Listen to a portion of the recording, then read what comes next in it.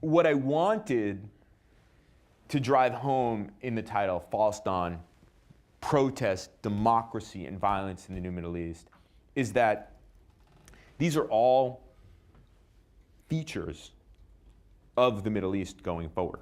Not so much democracy, but there remains the desire. People still want to live in more open, just, and democratic societies. But that this episode, this uprising, didn't produce that.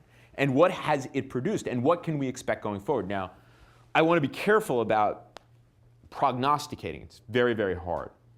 But if you read the book, you'll get a sense of why I feel fairly confident in suggesting that what the future of the Middle East will look like. And let me go back to Condoleezza Rice's famous speech at the American University of Cairo in 2005, which she said that the era of authoritarian stability in the Middle East is over.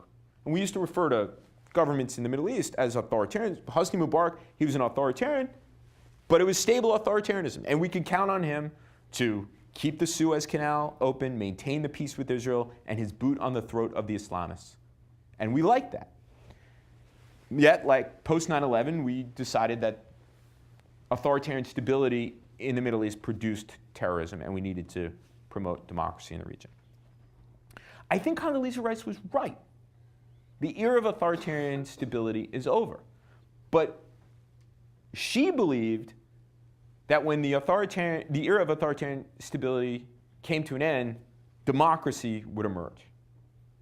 In fact, what you have is a sort of counterintuitive authoritarian instability. And that will be a characteristic of the Middle East going forward. And what I'm saying is it's sort of contradictory because authoritarian suggests control and instability suggests something that's out of control.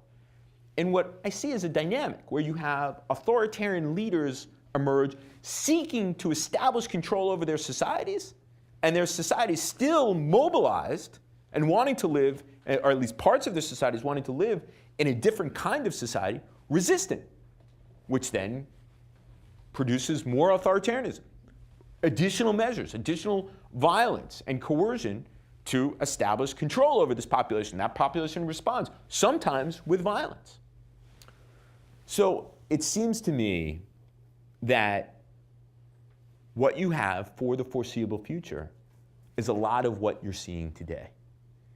Political contestation over everything, unsettled politics, non-agreement, instability, and authoritarianism. Until leaders emerge that can answer the questions that Arabs and Turks have about their societies, about a positive vision that answers, what does it mean to be Turkish? What does it mean to be Egyptian? What kind of society do we want? What is the relationship between religion and society? What is the relationship between the individual and the state? These are questions that have not been settled.